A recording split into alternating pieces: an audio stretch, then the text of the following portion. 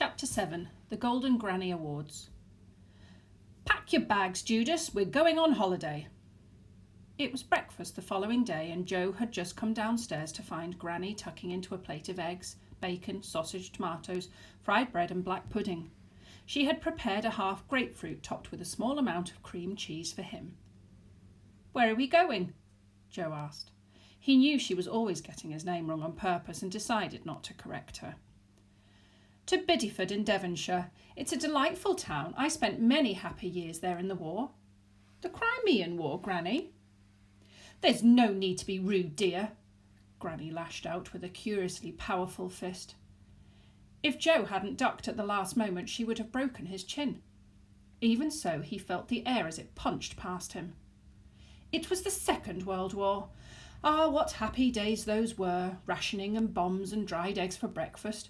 Your grandfather got blown to smithereens in the Second World War. Such happy days." "I don't want to go to Biddeford," Joe said, sitting on the edge of his chair in case he had to duck a second blow.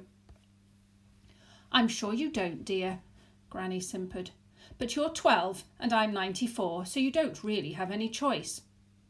"I could ring Mum and Dad." "And drag them all the way back from France? I don't think they'd be very pleased.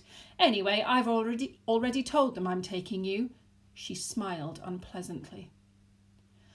"Why are you doing this, Granny?"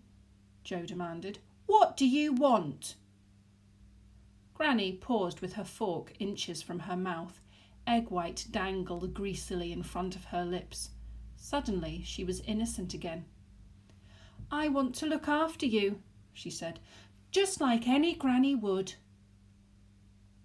The taxi dropped them at Paddington Station, and the driver scowled as Granny counted out the fare in 1, 2 and 5-penny pieces.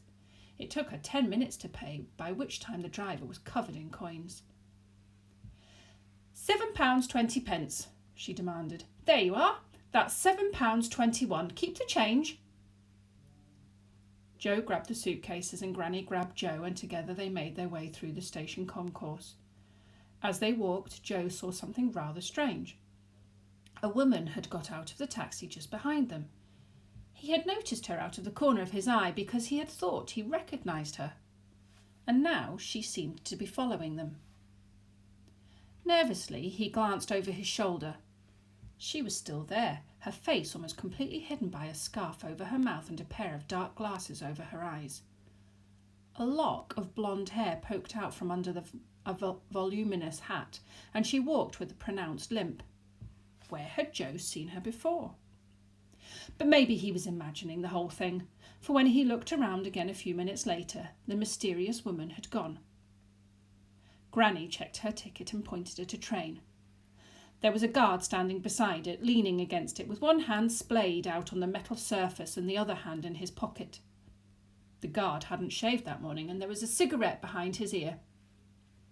"Excuse me," Granny said. The guard looked at her with a syrupy smile, and almost at once Joe recognised the sort of man he was. He was just like his Uncle David, the sort of man who believes that all old people are like children, that they don't understand anything except simple words spoken loudly. Joe had always hated that sort of behaviour, but now his interest was aroused. How would Granny react? "Yes, my love, how are you today?" The guard shouted out the words. He was leaning over Granny, nodding his head at her. Granny's lips tightened. "Is this the train for Biddeford?" she snapped. "No, dear." The guard was still shouting, and he shook his head vigorously for good measure. "There's no station at Biddeford, darling. There hasn't been for 20 years. You have to go to Barnstaple and get a bus." "Is this the train for Barnstaple?" Granny demanded. "Yes."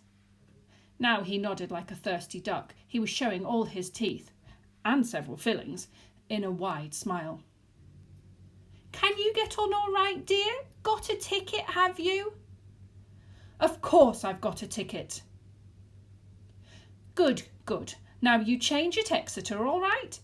Do you think you can remember that?" "Yes."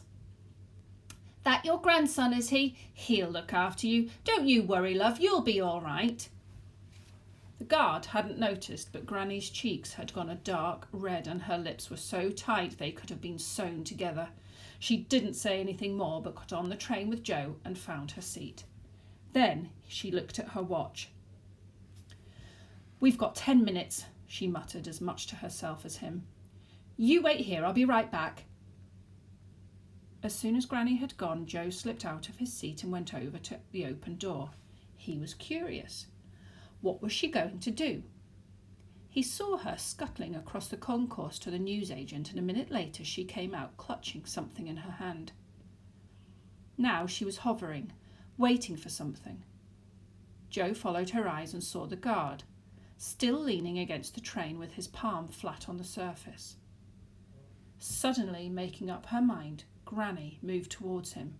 She was going to do something, Joe was sure of it. But then a crowd of tourists appeared, and for a minute Joe's vision was blocked. When he looked again, Granny was past the guard and walking back towards the train. The guard had been distracted by something, but now he took his cigarette out, lit it, and once again leaned against the train.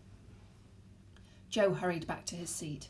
He was sitting back with his eyes half closed when Granny joined him. 3 minutes later the train left.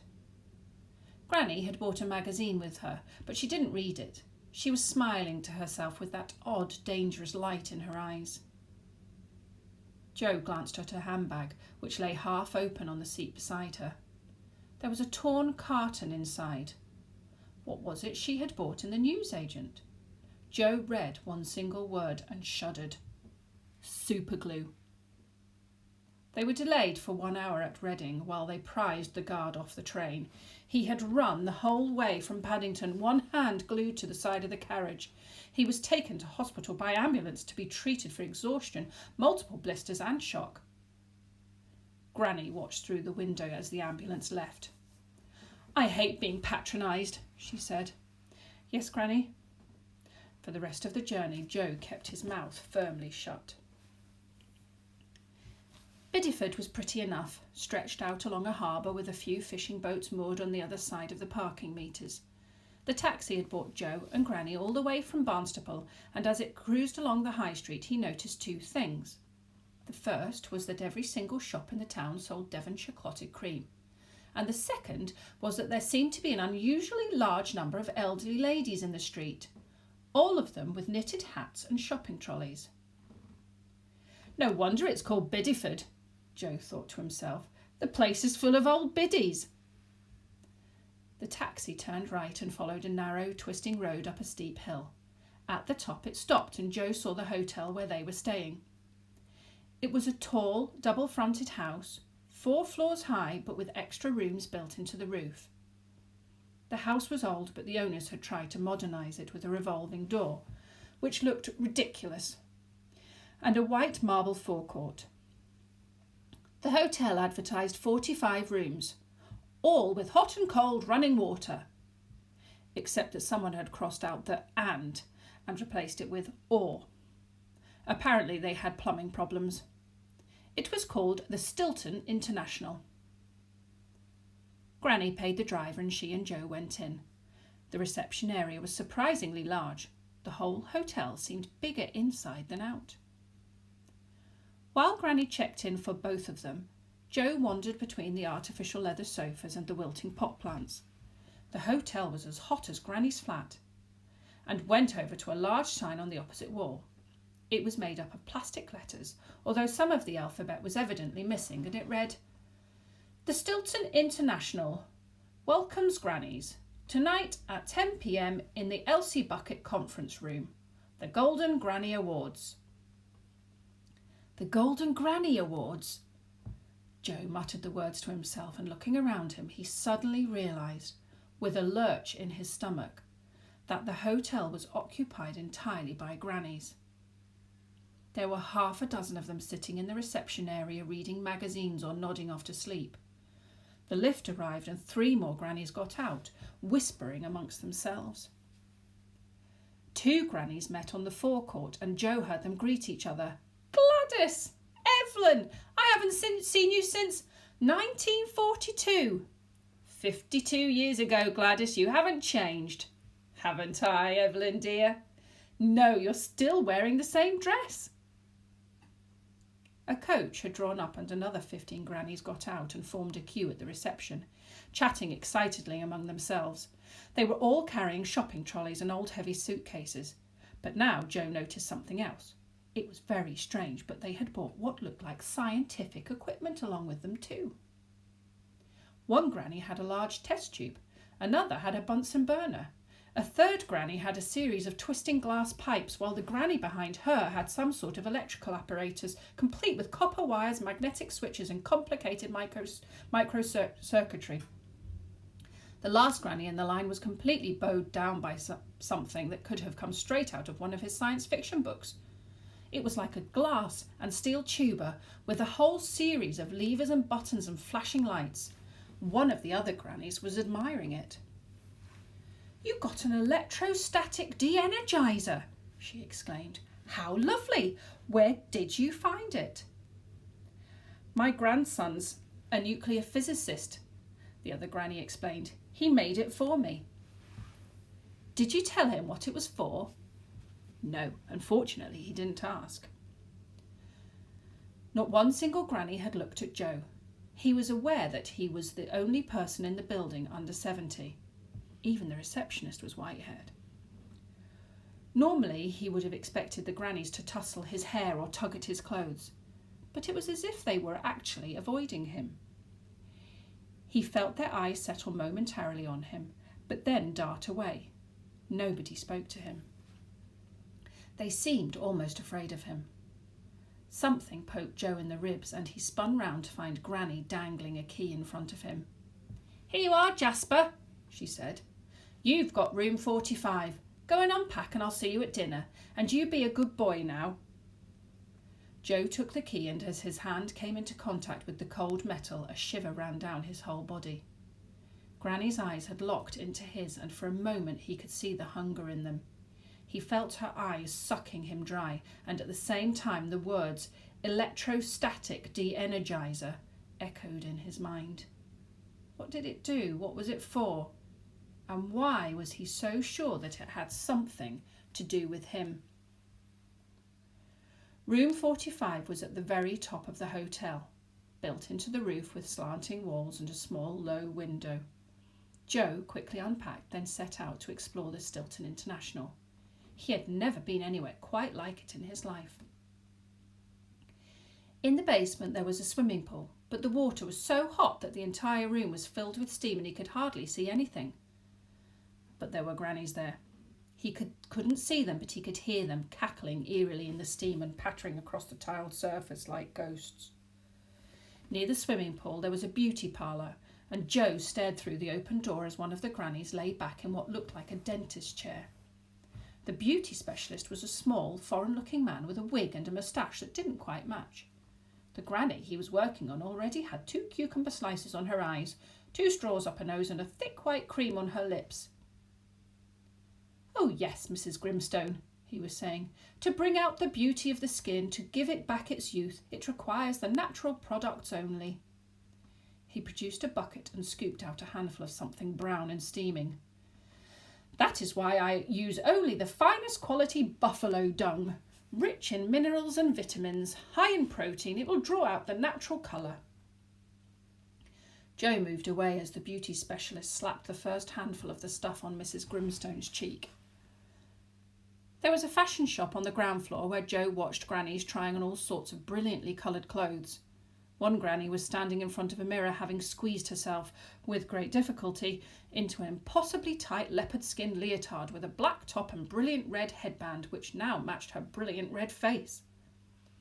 "Gorgeous, Mrs. Hodgson," the shop assistant was crooning. "Quite gorgeous. You don't look a day over 85. Next to the fashion shop was a health food shop. The window was filled with pills and bottles, strange roots and powders, all of which were designed to make whoever swallowed them feel young again. "I particularly recommend raw garlic and seaweed cocktail," the owner was saying. "Just 2 mouthfuls and I guarantee you'll find yourself running for the loo," Joe thought to himself and went on his way. In the next 20 minutes he covered the entire hotel and came to two inescapable conclusions. The Stilton International had been built by grannies, for grannies, and was run by grannies, and everyone who came there wanted to be young again. They were obsessed with it. So where, he wondered, did that leave him? The thought was still on his mind as he joined Granny for dinner. This was served in a large room with 10 round tables, each seating 8 or 9 grannies. Joe was joined by the 4 grannies he recognised from the card game at Thattleby Hall: Granny Ann, Granny Smith, Granny Adams and Granny Lee, as well as 2 other grannies he didn't know.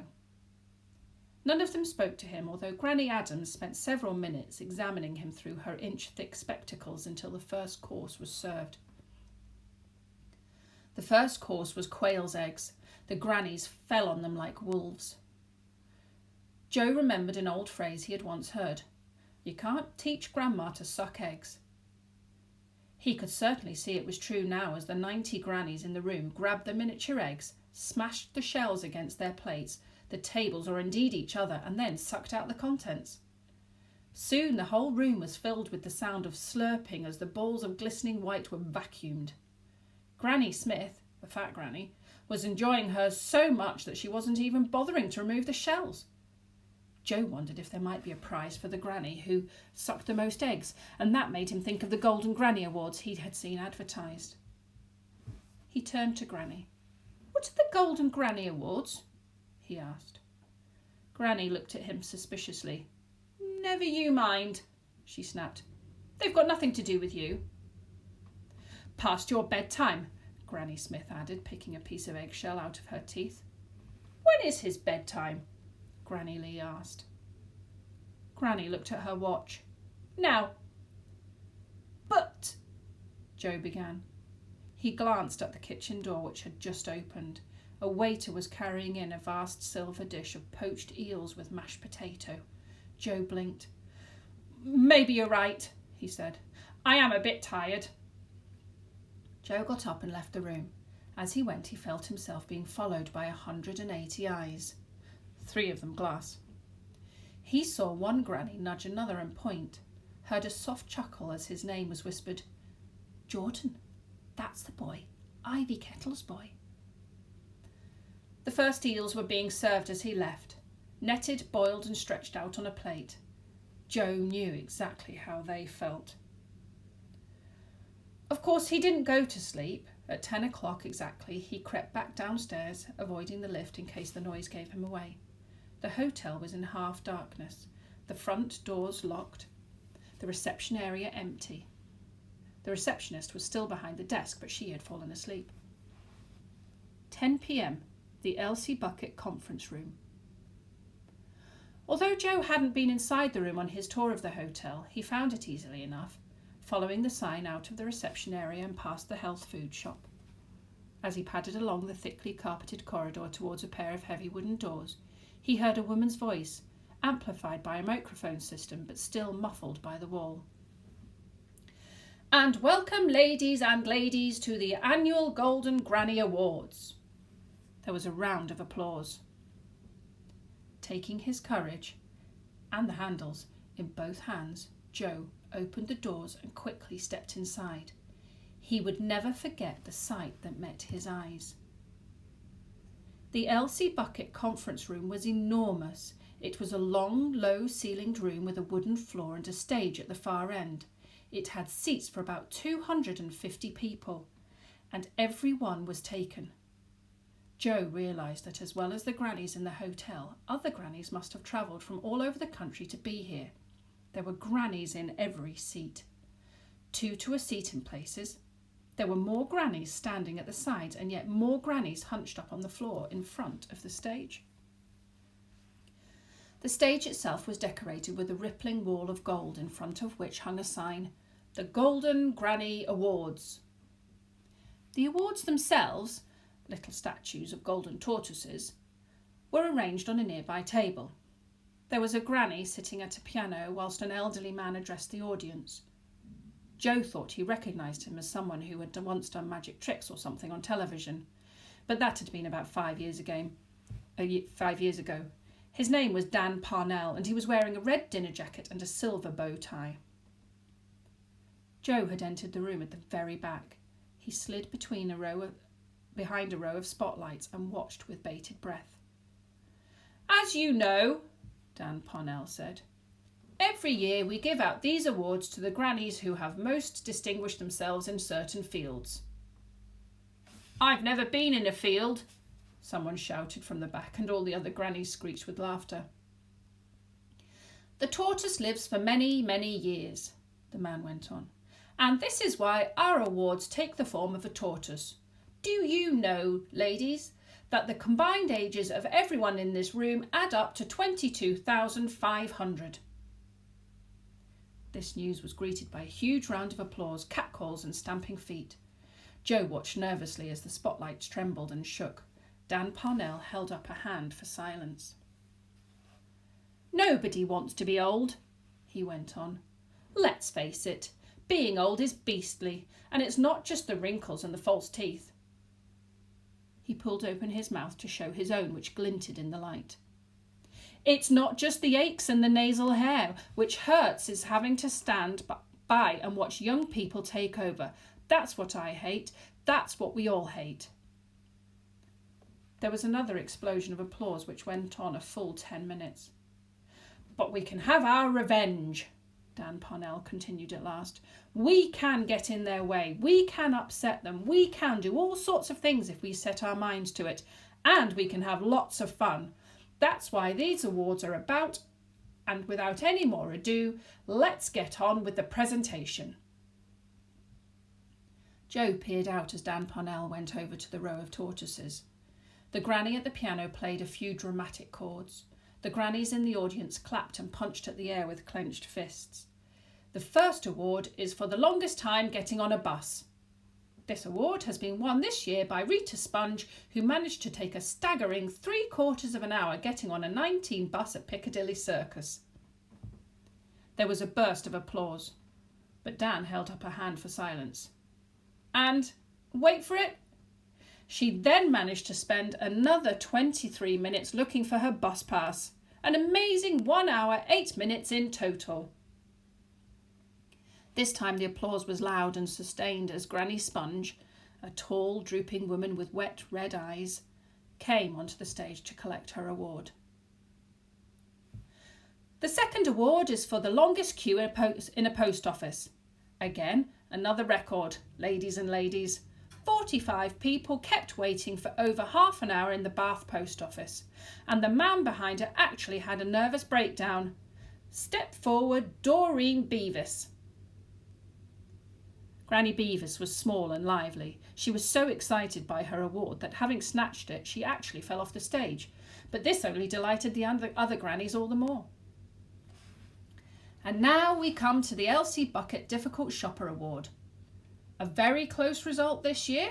Congratulations to Enid Crabbe, who spent the whole day in Harrods and had every single video recorder demonstrated to her 3 times without actually buying one.